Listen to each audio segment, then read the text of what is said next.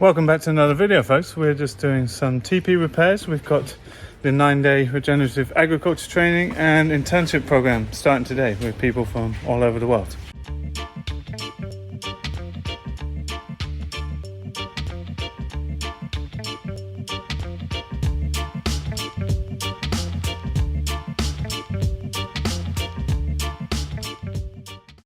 So we're back from America. We had an amazing time in New England on Cape Cod, and the sea life and the nature there is stunning. We spent a lot of time making food from the ocean, fishing, as well as clamming and squidding and collecting lobsters, and amazing food we had there. Really nice break in the middle of the season and really needed after the spring we've had. And we've got a smaller team now. There's just a few people during the months between the internship programs that are looking after the farm and just keeping things ticking over. Now we're entering the second half of the season. We're running a 6-week internship program where people learn everything about farm planning and economics and design, and a lot of experiential practice rotating through all the different enterprises, processing poultry and big animals, making sausages, preserving and fermenting and pickling, and developing plans for their own projects too. It's been great to get away and really needed, and quite rare, I guess, as a farmer in summer. But now I'm really looking forward to the second half of the season. But to start with, it's raining. It's going to be nice weather for a week, so we're lucky. It is cooling off now. So this is an aerial part of the tour, and we'll have a look around as well as look around on the ground. Well, summer has quickly turned to more autumnal feeling, and we've got the cows grazing off farm at the neighbours. We veer out across the landscape, we'll go see them. Hey monkey. So just along the road here at the neighbours, the cows have been working down, and they've been working down here and back up so we can get them along the road for 2 or 3 weeks now. And really nice regrowth in this field, which hasn't been grazed before for years, I expect. You can see tomorrow's paddock is made up. So they're working way back up, and then they're going up into the forest. They're going to meet the sheep again, and then we'll be whizzing back through top field, nut field and front field before going back out there again for a long slow graze as the season starts to draw to a close. So I'm actually looking at selling 3 or 4 of the heifers and one of the young mothers. Partly to reduce the numbers. We're going to have lambs again next year, and we just don't have enough land, even with Silly for this many animals. And we do enjoy beef a lot, but we'll have enough for the restaurant as well as the farm and personal needs, with far fewer numbers on the farm. And it's a lot to carry over the winter. You've got 5 months, 6 months of winter feed here typically, and that's expensive. It costs a lot of money, even though we're cutting through contractors the land at Silly and taking some of our neighbours' grass. It still adds up for Swedish labour and fuel and machine costs. You end up paying about 40 to 50 euros per bale of haylage, so it's quite expensive carrying over such a long winter. So as we come back onto the farm, we can have a closer look at the sand garden here, as well as the south beds. I've just been cleaning up in there. It's been a little bit neglected, a lot of weed pressure, and just cutting the grass after coming back from America. But closing up some of those beds, it's a bit late for additional crops now, and we've got a beautiful view of the sand garden. It's looking fantastic at this time of year. Flying over the north beds here, and we've got some transplanting to do soon. Flying now over the windbreak, and you see there's good recovery on the grasses. It's been very wet, and the hot days before we left for America have come down to like 20 degrees now. A lot of rain while we're away. It's a nice recovery. You see the hens are working their way down top field to the right of the road there. The broiler pens are empty. There's new birds going out soon. Some really nice growth in nut field, but there's been a bit of wind damage to some of the trees. I've just been up there pruning some of the branches, but nice grass recovery up here. And just 2 pigs left in the forest patch now, and they'll get processed soon. They've been left to grow on larger for making charcuterie. Not sure we'll see them in here now under the thicket. And we've got the sheep up in the forest paddock, quite overgrown up here. Not sure if we'll see them or not. Let's have a quick fly over.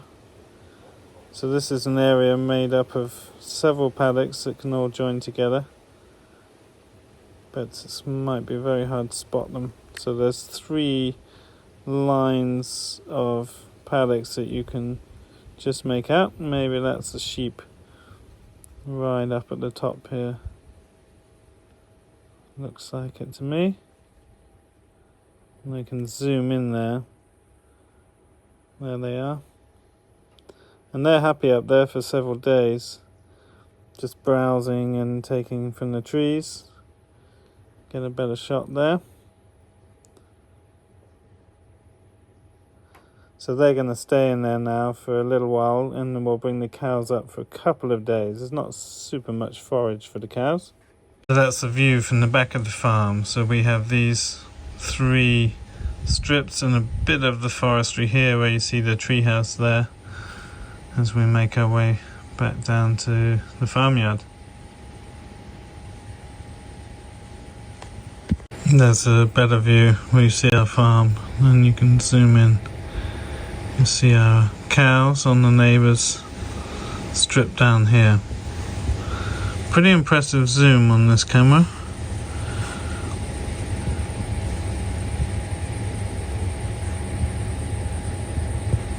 I want to give you a little walking tour of the sand garden. It's really come into its own this season. It's the 2nd season since being planted, and particularly on the lower half here where there's more moisture, you see the rampant growth here.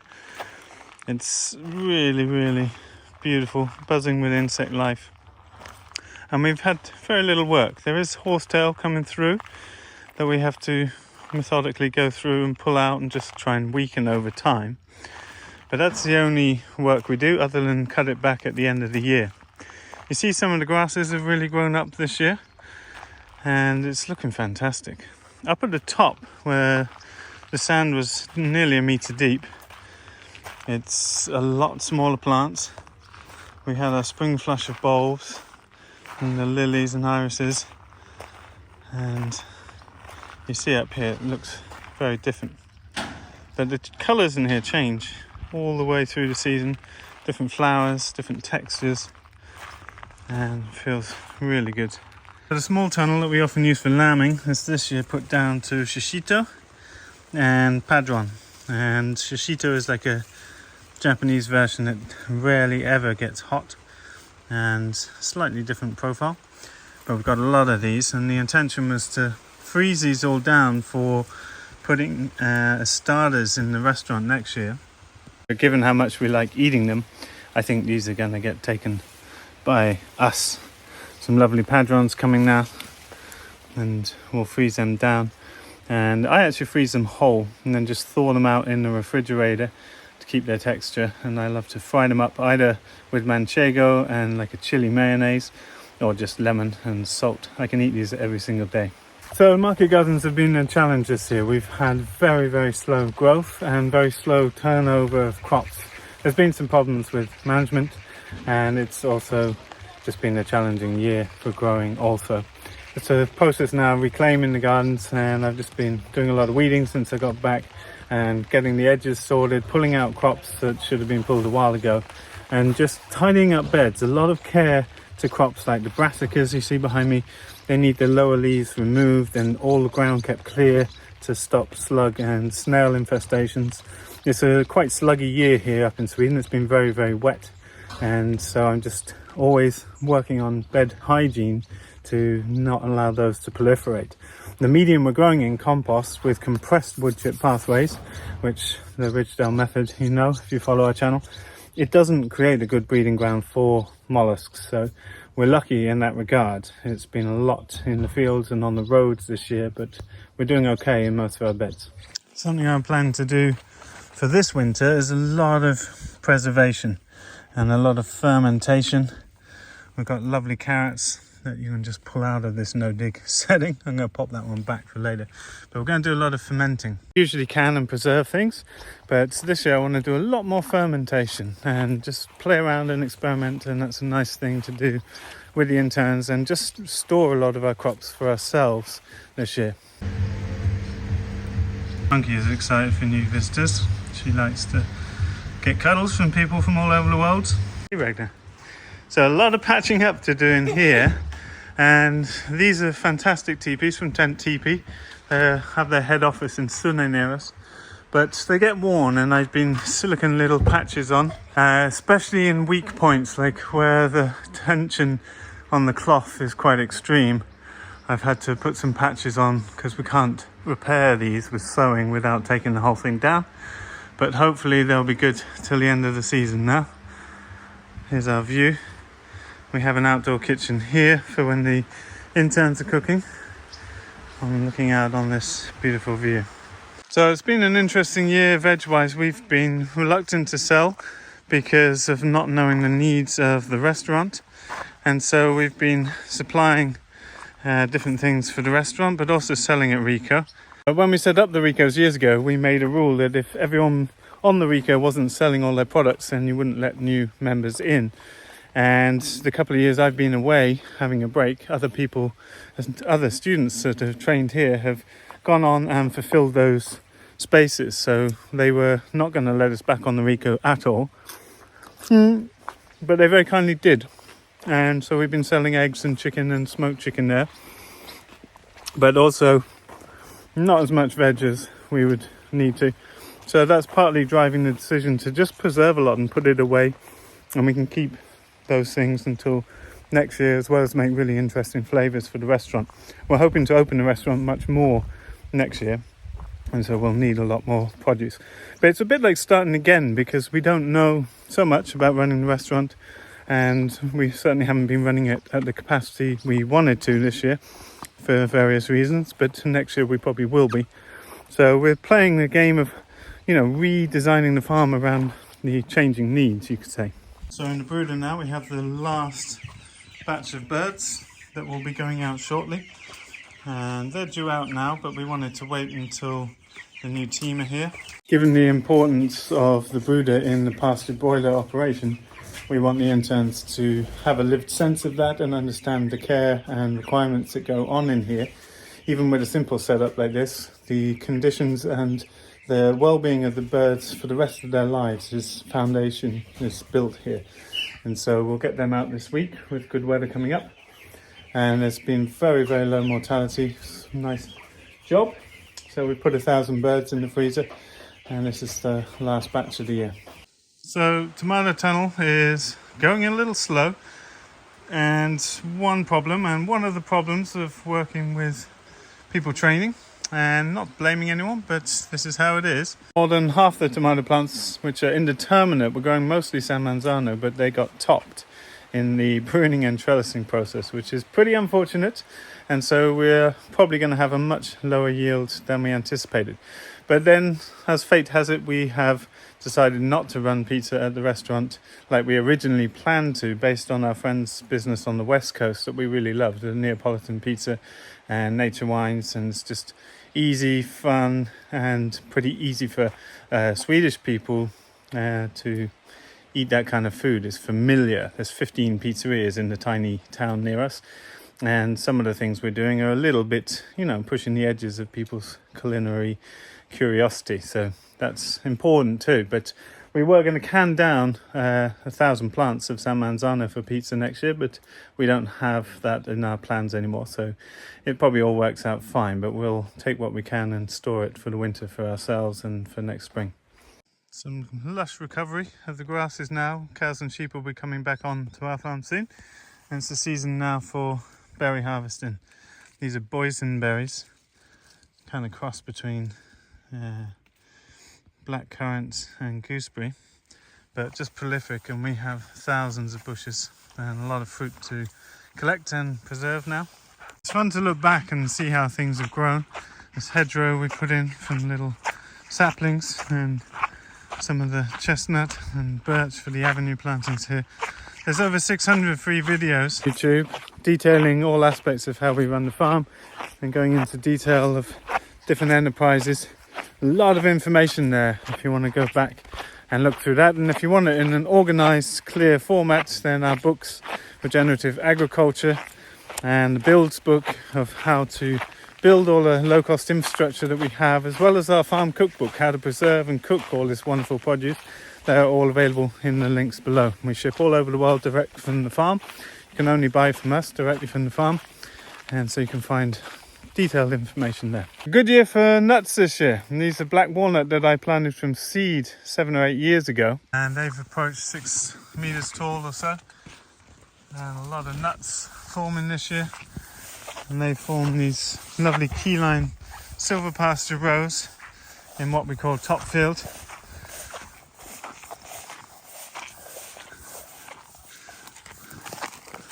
And then we've got hazel and currants and fruit trees on the other side. Beautiful integration of trees with pastured animals, closed nutrient cycles and ecosystem benefits. On this row we've got a lot of English walnut, which typically does not do well this far north, up at 59 degrees. But we've got English walnuts formed on some of the trees in Nutfield, which is fantastic.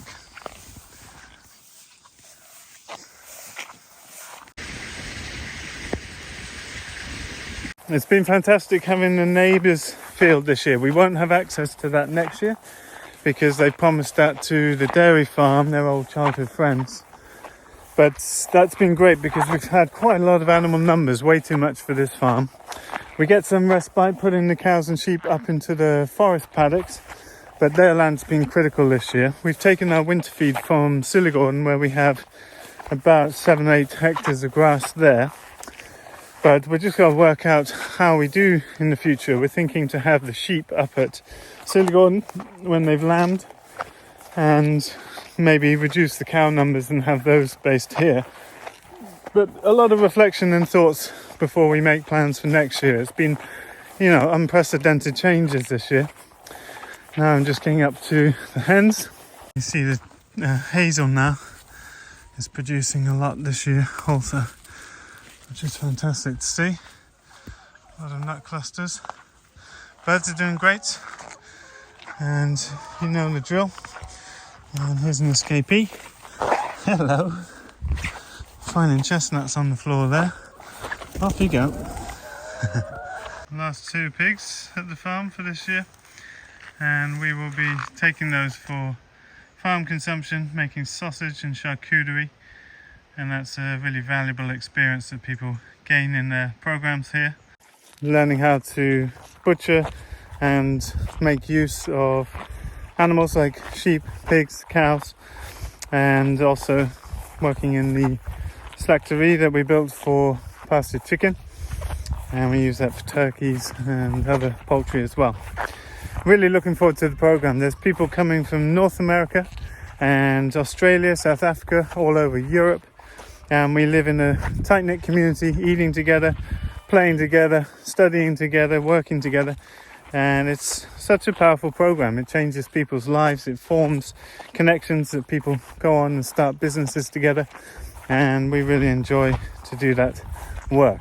As exhausting as it can be, dealing with groups of people for long periods of time. But we enjoy the outcomes that are created through such a program, and I think it's quite unique in the world of regenerative agriculture, so we'll keep doing that. But looking forward to that. If you want to come and join us yourself, then we have a pastured poultry masterclass as well as a no-dig market gardening masterclass, both 4-day trainings that if you want to learn everything about running your own pastured poultry enterprises, both layers and broilers, as well as a chance to get hands-on with the processing and running of a slaughtery facility that's approved at very low cost in Europe. That's a great course for you. And our no-dig market gardening training gives you everything you need to know to start up with confidence to grow vegetables for sale in the marketplace. And with that, it's time to shift my attention to the group coming and the processes we're entering into. Hopefully meet some of you at Silligorden at our restaurant with the concerts. We've got 4 concerts left this season, and maybe at the trainings this summer. And it's a pleasure as always to share these videos, give you an insight into life and what's going on the farm. If you've got any requests for videos for the rest of the season, just write them in the comments below and I'll see what I can do. You can find out a bunch in the links in my bio from our books, our online trainings and our free training. We're going to be running an online training in October, November. The sales will launch, and then running the course in January. And that's probably the best value, lifetime access, intensive training I can offer anyone, anywhere in the world. And so hopefully meet a bunch of you in there this winter. You can stay subscribed to our newsletter to find out when that is available, so you can jump on that if you want to, and look forward to making another video for you soon.